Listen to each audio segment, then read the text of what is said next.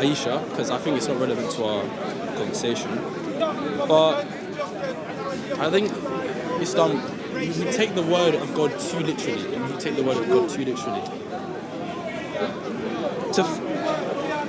When I think of the word jihad in God, I think that is denying God. Why would you fight for God? God will not want us to fight for Him. Even in war, killing is still murder, and God is against that. That's my personal opinion. I want to hear yours. Nothing's off the table, by the way. As long as you're sincere, you're willing to listen to the answer, you can ask anything you want. Yeah, bro? Yeah. I'm an open book for you, yeah? Because if someone comes with the respect, I'll give the respect. As simple as that. Yeah? Before we jump into that, do you believe in God? I believe in God. I think God is do I believe in God? I wouldn't answer that question. It's a complicated subject. God can be anything. So I can't answer that. Okay, do you think there is a God? There's something beyond us, yes. That's why I'll answer that. In terms of where this universe and we have come from, do you believe we were created? That we have to be. We have to be. Do you believe that entity is something outside of the creation? What do you mean by that? For example, when I say creation, I mean all that we see in the universe, subject to time, subject to space, subject to things to depend upon. Do you believe that the creator is something that is outside of the confines and the laws of nature? Or do you think it's subject to the laws of nature? I think it is. You think it is nature? It is.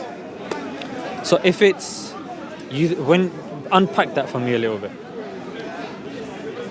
Like when you say it cannot be outside. There's nothing outside of our universe. There's only in the universe, and that is God. I believe God is the universe. So he's not a deity. He's not something. He's something beyond that. He's beyond our minds. We cannot think of him. When you try to think of God, you cannot. It's impossible to think of God. So when you call God a deity, when you think of him as he's in Jannah or heaven, he can't be, because he's everywhere. He's all around us. Let me tell you the Islamic concept of God, because like you said, Islam is misunderstood. So our concept is in chapter 112 of the Quran. Say he is God the One. Yeah, so we believe God is one. He is independent. He does not beget, nor is he begotten. And the fourth point, which I think is relevant to what you're saying, there's none like him. Yeah? So where you say that it's difficult for us to imagine him, difficult for us to know him, etc. Well, you didn't say to know him, you said to imagine him and to conceptualize him. To some degree we agree. Yeah? However, wouldn't you say that when you relegate God to the laws of nature, that is something that we can comprehend and understand? So doesn't that contradict your point? Can you simplify that? So when you're saying to you, God is nature, God is laws. Well, laws are something that we can quantify. Nature is something that we can understand and tabulize and correlate, make tables and, come with theories. So surely that goes against your point of God not being something that is some that we can understand. So when you say God is beyond that of the laws of nature, what do you mean by that? So what I mean by that is, you're dependent, I'm dependent, the grass is dependent, the sun is dependent. They're dependent on something other than itself. So philosophically, the argument goes that you cannot have an infinite regress of dependent things. There has to be an end somewhere. So if we bunch the whole universe together, just conceptualize it like a blob, a giant blob. All the galaxies, stars, the moon, everything, it's a blob. It's dependent. It's dependent on its parts. It's dependent on certain, sources of energy. It's dependent. It was, started once upon a time, has a beginning. Philosophically, something that has a beginning, something that is composed of parts, something that can be any other way, we say that thing is dependent. So what we say is that philosophically, dependencies have to have an end. Otherwise, you're just dealing with infinites here. So we say, for us to even exist, there has to be an end to that chain. So philosophically, theologically, we say it's an independent being, yeah, or a necessary existence. Something that is not dependent upon the creation, something that's not dependent on the forces. Is God and the universe separate in Islam? Yeah, we don't believe God is part of the universe. We believe God created the universe, and this is the thing, even as human beings, when we create, like the VCR always comes to my mind, but you're probably past that. Let's just say a flat screen TV. If I'm creating a flat screen TV, it doesn't mean I'm part of the flat screen TV. Do you see? Like, I'm independent of that. Yeah, the materials are there, and I've utilized the materials to create that. Similarly, God is not dependent upon the creation. The creation exists separate from God. God is not part of the creation. Otherwise, just like the creation has a beginning, has an end, it's dependent on sustenance. Therefore, it would mean that God is also now dependent as well. So if we're talking about Mother Nature, once upon a time, Mother Nature needed something to... Yeah, it wasn't there before. So does that mean that God had a beginning? If God has a beginning, then surely it's no longer... God. Do you see? So that's why we say God is outside of the creation. It's not a man. Yeah, it didn't walk amongst us doing miracles, turning water into wine. Didn't sit on the toilet and have stomach problems and stomach cramps and all of these sorts of things. We believe God transcends all of that and is somebody that has created us, maintains us, looks over us, loves us, and the likes. I think our issue is we try to explain God a bit too much. Right? I think the real meaning of God is He cannot be explained. I think faith, you're aware of faith, right? Yeah. Faith. I think faith is the point of God. To believe in something even though we don't see it. Once we prove the existence of God, faith is completely useless. I think it's best that we don't know the true nature of God. That is my opinion. So here's the thing. When we talk about faith, we mean faith in the sense that we haven't seen God. Yeah? Now, how old are you? I'm 16. 16. Okay, you're very young. Are you doing something at uni, your college? What are you studying? So I can give you examples in accordance to what you want. I'm not going to really elaborate on it. I can't lie. You don't have to. Philosophical, science-based, just point me in a direction that I can give you more examples in a certain field. Let's say philosophy. Yeah, philosophy. No, you don't have to disclose anything. From my side, I want to use examples that are going to be beneficial to you. I don't want to talk past you. Yeah.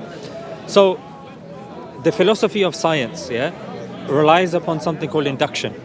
Induction relies upon belief. However, when a scientific theory is formed, we don't say that it's faith. We use the word evidence. Why? Because although we may not have seen that particular thing, there's enough evidence within science to point towards that as a conclusion. For example, planet X in our solar system. They didn't see it. They said, if you look at the effects, it's the effects of a planet. Therefore, the conclusion is there must be a planet. And it was printed in the newspapers, etc. Yeah? So similarly, in religion as well, there is philosophical evidence, there's logical evidence, there's deductive evidence. All of these are evidences.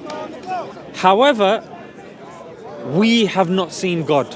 There's enough evidence for us to be content that there is a God, but the faith element is there because we will never see God because of the point that you just mentioned. And it corroborates what Islam says, that you will never see God because then life ceases to be a test. The test is that you don't see God. There's enough evidence, Lucas, for us to conclude beyond reasonable doubt that there is a creator. For example, if you go to your house and let's just say, hopefully this day never comes, but you're living by yourself and as soon as you enter the kitchen, there is a cup of tea there. And you've got the condensation coming off it, a nice, the typical, the smoke coming out. Will you ever conclude that that came by chance? That cup of tea came by chance? Will you conclude that it happen by itself? No. Will you conclude that, you know what, I'm not going to know, therefore I'm going to be content with not knowing? Or would you say, you know what, there must be a reason. Let me explore that reason. There's chances that I may not find out. Might be things that maybe I don't know, but there is a reason for this. Maybe I'm not there at the moment. That makes more sense, right? So as a 16-year-old, I'm telling you, bro, there's plenty of argumentation, but the thing is, I don't want to... So what is our end goal? What's our end point in this? The end point here is, evidentially, logically, philosophically, we can prove that there is a God. That God is not part of creation. That God is not a human being. That God has revealed and connected with us through scripture. He has sent prophets, and it's important for us to succeed in this world and in the hereafter, that we adhere to the teachings of God. Otherwise, tomorrow, my bro, you're going to be somebody that if you believe that, you know what, anything that's remotely challenging or abstract, you just put it to the side. Then you're going to have people that are going to tell you a man is a woman and a woman is a man. That they're going to tell you that if you are killing babies in the thousands, that's self-defense. You leave that out of the conversation. I'm giving you examples, that's why I haven't mentioned certain names. But the point that I'm trying to say is people are going to be able to gaslight you if you don't have a moral compass. And in order for you to have a moral compass, it's important for you to look into theology and religion. Yeah, so which is what I'm saying. And just because you may think it's difficult to understand doesn't mean that there isn't a sufficient, a principle of sufficient reason, or there isn't an inference to the best explanation. These are all philosophical and scientific terms, by the way. That's acceptable in those fields. However, when it comes to religion, we get very lazy. We say, oh, just because it's an abstract being that we don't really know much about, therefore, you know what, it's like we shouldn't think that we will ever know or this or that. I think that's a very lazy approach. We don't do that for philosophy. We don't do that for science. Once upon a time, bro, the word atom comes from the word indivisible. Today we know atom is not only divisible, but it's composed of so many different parts.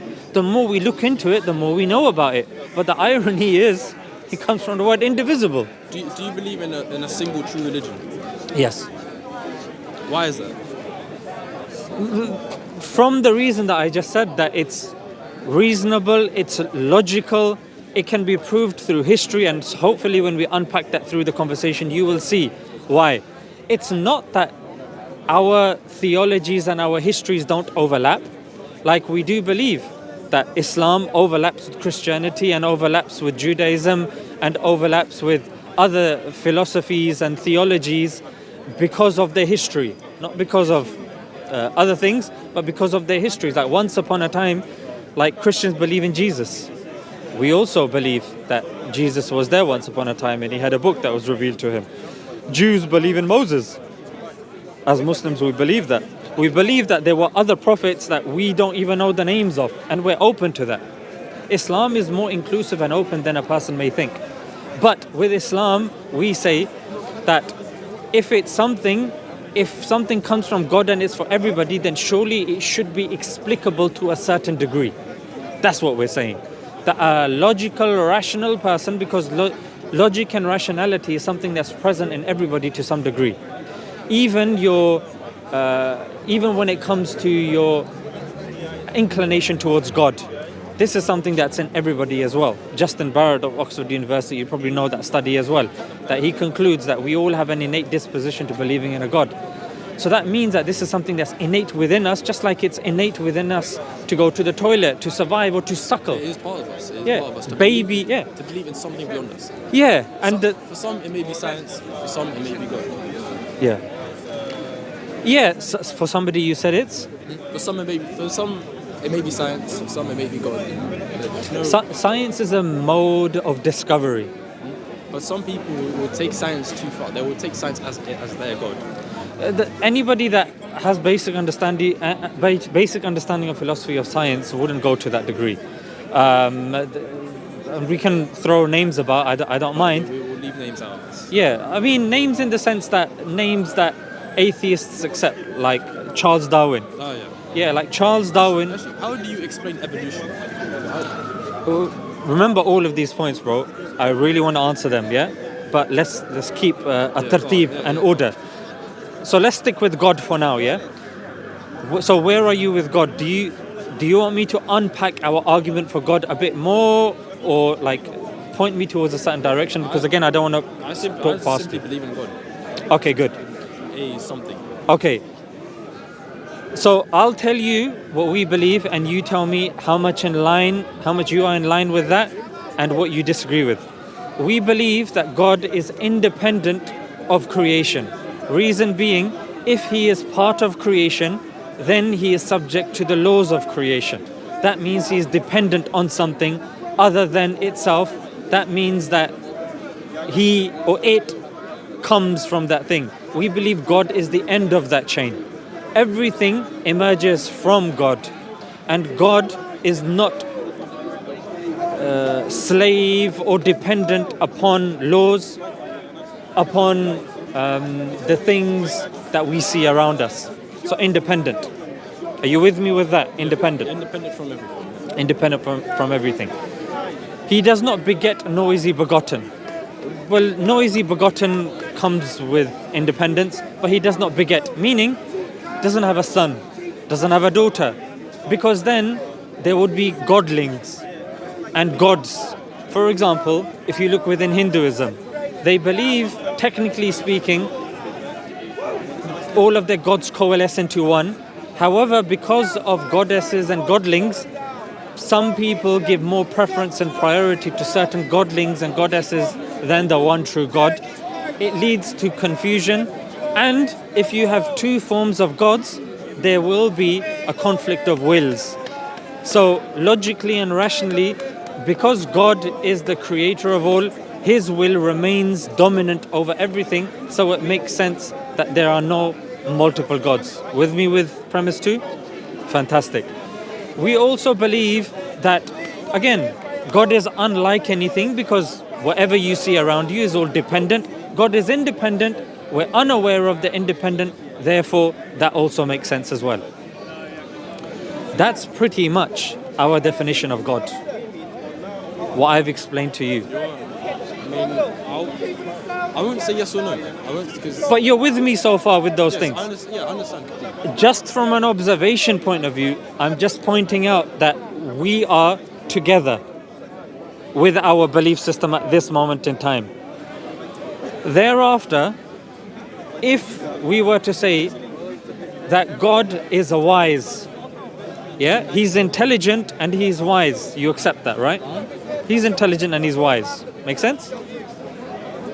If you want to challenge that, I'm open, bro. No, I'm not denying it. I'm not. Yeah. Denying it. I'd rather if you did. Reason being, and here's the thing. One thing I liked about you was you were open, and that's why I don't mind this conversation could go on as long as you want. Yeah? I want you to leave with something. I'm not here to pin you down. I'm not here for a got you moment. You noticed? It's easy to do that. And you can probably tell from my tone and my form of argumentation, I'm not here for that, yeah? I want you to leave with something. If you feel you're uncomfortable, you can just walk away, yeah? But I don't want you to sit on the fence here and I'm speaking for a long time and you disagree with something. I'd rather you jumped in and we tussle a little bit and then I convince you. Yeah, go ahead. It's not that I don't believe in God or I do believe in God. I simply won't answer it because to me it's too complicated, even for us humans. Maybe some people will try to find a way to explain it, but in my opinion, I think God is unexplainable and I think it's best he should be kept that way. That's my opinion. Isn't that a lazy way of going through life? Do you do that with anything else? What do you mean? Like with any other facet of life, do you say it can't be explained, therefore we should just leave it that way? No. Well, do you see? I I think this is a form of social conditioning, yeah, where they tell us that, I'm not saying you, don't be offended. I'm saying when it comes to everything else, when it comes to life on Mars, when it comes to life on Andromeda, when it comes to aliens creating stuff, everything's on the table.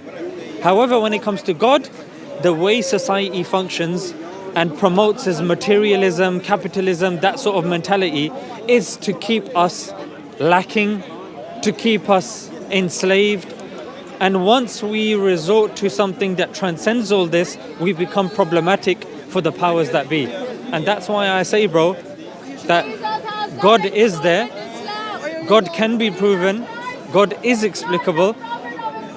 Even us having a 10-minute conversation, we are already in agreement of our definition of God so far. So this already proves that there is There must be something. do you see what I'm saying? Like, if 10 minutes, bro, is enough for us to say, you know what, logically, that makes sense. I'm telling you, bro, the more we unravel this, the more you'll see, yes, it continues to make sense. Like, you also don't believe that you came by chance, by nothing. You believe you were created. And when you look at yourself, like if I was to pull out the phone, yeah, you believe that the phone is created. You believe that the mic is created. You believe that the camera is created. You believe you're created. So if you look at how complex you are, There has to be something beyond us. yeah, so the point that I'm trying to say is to link back to the point that that thing needs to be intelligent as well. Yeah, I didn't go on a tangent. There has to be like a phone. The phone, no one sees this phone and goes, man, this was there for a long period of time and laws of nature created this, that. This phone has ROM.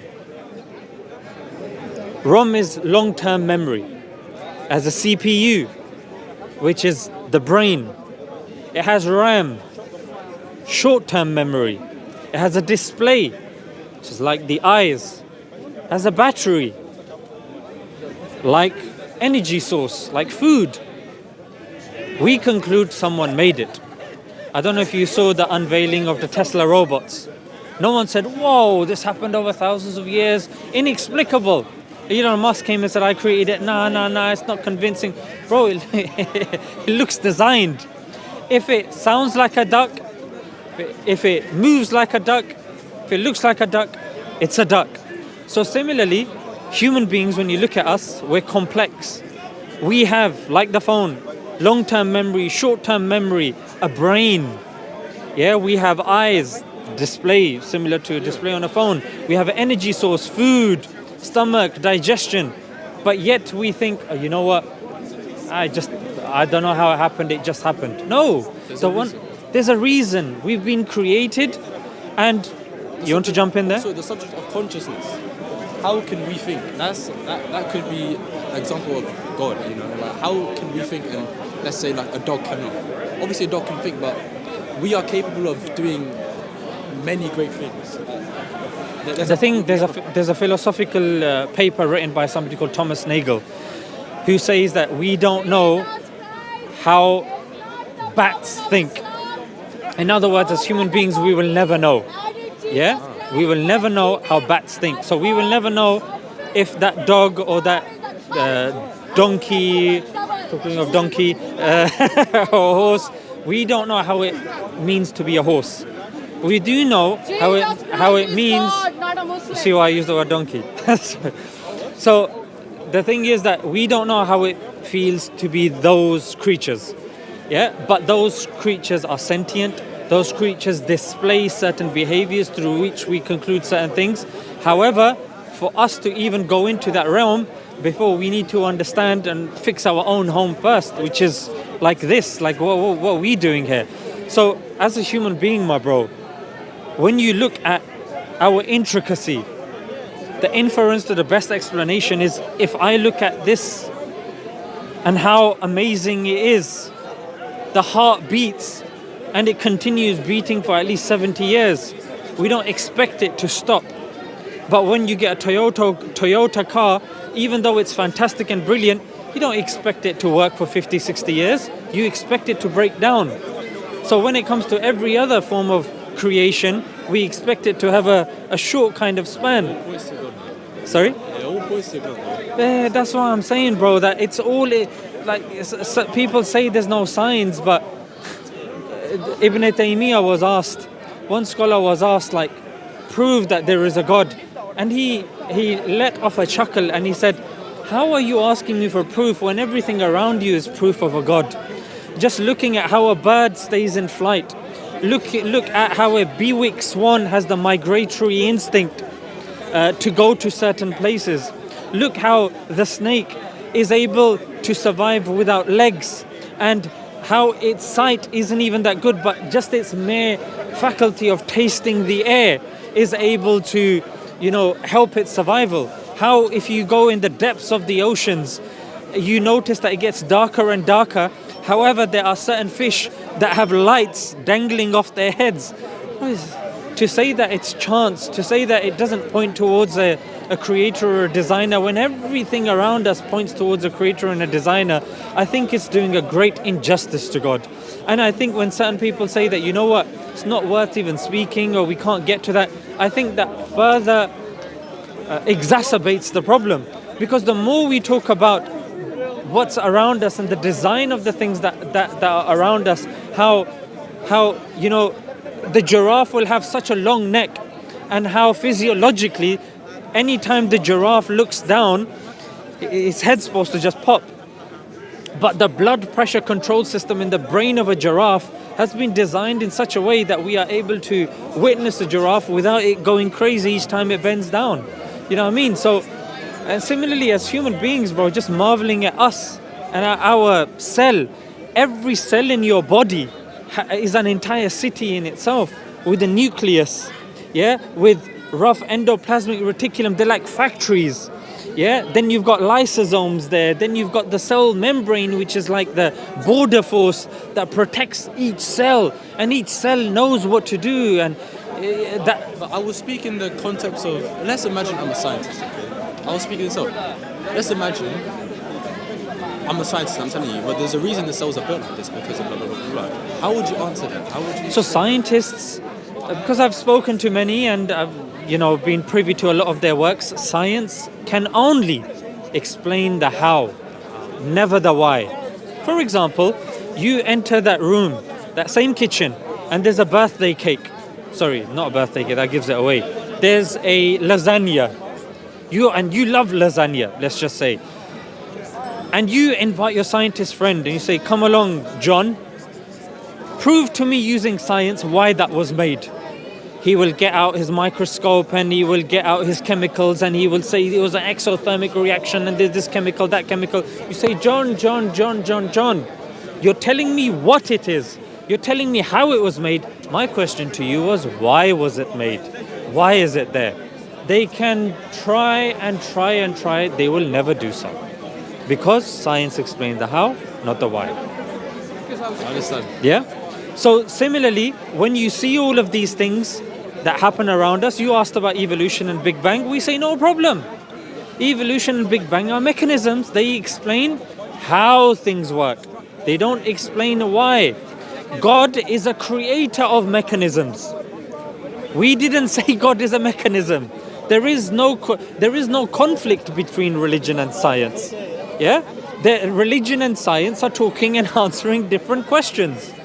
Like as Muslims, I can give you the history where when you get a chance when you go home, you can Google the scientific method. Ibn al-Haytham, according to a BBC article, was the creator of the scientific method. Even when you look at scientific inquiry, the first hospital, the first university, Fatima al-Fihri, the first solo flyer, Abbas ibn Firnas. We have no issues with science, but science doesn't go past the physical. And this is the problem with science. Like, you went into consciousness. Consciousness is metaphysics. And this is a problem that science has, because if both of us, you and me, we watch a horror movie, we will both react in a different way. Our experience is not something that's physical. If you were to open our heads, you will not see and be able to explain why both of us view horror movies differently. that comes from the metaphysical consciousness. And that's, in science, is called the hard problem of consciousness. People are doing PhDs on this sort of stuff. Yeah? So that's the problem. When you give too much to science, then there are certain things that science will start saying, yeah, atom is indivisible. No, but you can divide it. Oh, there's certain DNA that we don't know. They arrogantly call it junk DNA. However, now we know that it switches on and off genes. So they're like, no, it's not junk DNA. Similar with consciousness. No, consciousness is not important. But bro, it's very important. Like, you can't check this in scans. Can't open the head and see, aha, there's the horror movie there. Oh, that's the nightmare that he had on Elm Street or wherever it is. You know what I mean? So that's what I'm saying, bro, that coming back to originally to the point, this is why I concluded God has to be intelligent and he has to be wise.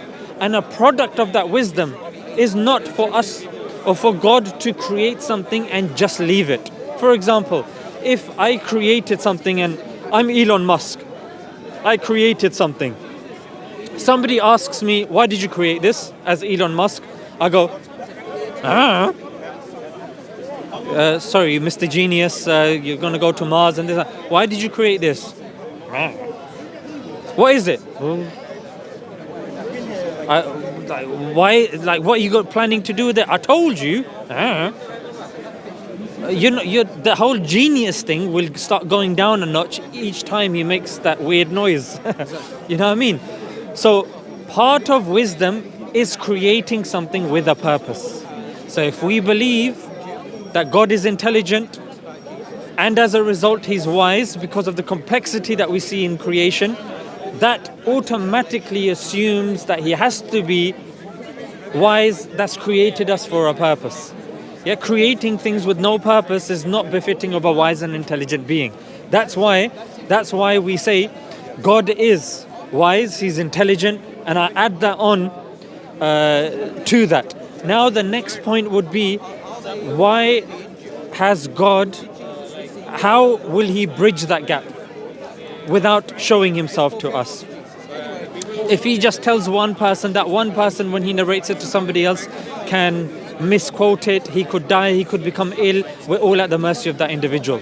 Books since day one have been something that transcend communities, that transcend cultures. No matter how digitized things become, books will always be there.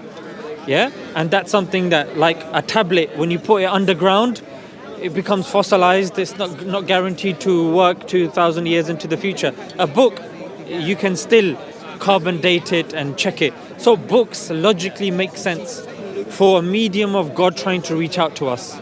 Now the next question, Lucas, would be that there are so many different options. Which book logically is befitting of God?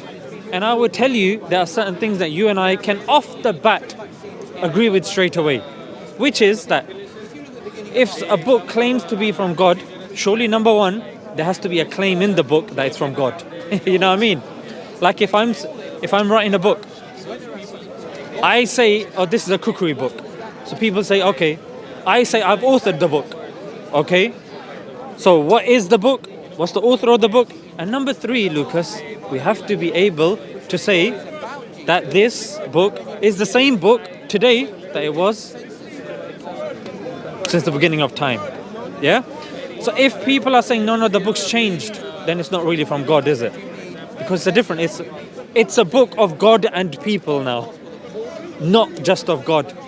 So this is what we say, Lucas. We say that the Quran, compared to the scriptures of the other faiths, Quran is the only one. See, we're switching the conversation. I do not want to talk about which religion is true or which religion. No problem. Because that's when it turns into division, and that's what I don't want to do. But don't you think it can only lead to division if a person sees it that way? I'll give you an example. Me presenting the case for Islam about why in certain fields, I would argue in all fields, it's ahead or it's superior compared to the criteria of other religions, that's something that can objectively be measured. Someone can disagree with that, and we can have a conversation, we can shake hands, and we can be on our ways. But just to merely evidence one stance, I don't think that causes division. In fact, the Quran tells us, tell the others, come to common terms between us and you, that we believe in none but Allah, and then it goes on. So in other words, we're told to engage in discussion and debate. When you're going to be like, you're 16, bro, when you're going to be in like friendships and inshallah, God willing, you get married, don't think of it like this, that just because you guys disagree on something, you shouldn't talk about it. That's called escapism. To come up with ideas and to really extract the juice of life, you have to be okay with pressing a few buttons, but do it respectfully. That's my advice to you, humble advice to you, because I'm somebody that obviously, these grey hairs, they didn't just turn grey under the sun. I come with experience, and certain people, you can disagree, but you can still be friends. So somebody, don't feel that, no, this is going to cause division, I don't want to go into that. Be okay with that, but as long as it's done respectfully. That's the criteria that I would humbly suggest. But is there any others? Because you had many other points. I think I'll save it for another day. Yeah? What are your thoughts so far with what I've said? Do you want to push back on some things? Or? I mean, I'm just here to learn, and what you've said is really, eye-opening, Yeah? I've learned a lot. Fantastic, bro. As always, I'll try to be here Sundays. If you ever want to come and you want to progress in this conversation, Of course. I would just leave you with this final point, bro. That, like I said, the inference to the best explanation, the most probable logical cause is that we have been created. We haven't just been left here. We're not abandoned. As a result, we do have a moral compass which can be derived from a book that makes logical sense, that can be tested under scrutiny, that doesn't have contradictions, that doesn't have illogical presuppositions like books of other faiths, and we can evidence that. And if you ask me for evidence, I can present that evidence. And once you do that, you will attain and you will have more direction in life.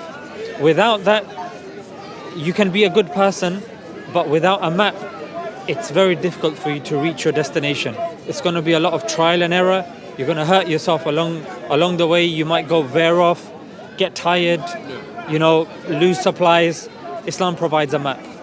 Makes it easier for you to reach your destination, and it helps you understand life and navigate through life. That's why I urge you, don't dismiss religion and these sorts of discussions. Don't think it's unachievable. Nothing is unachievable.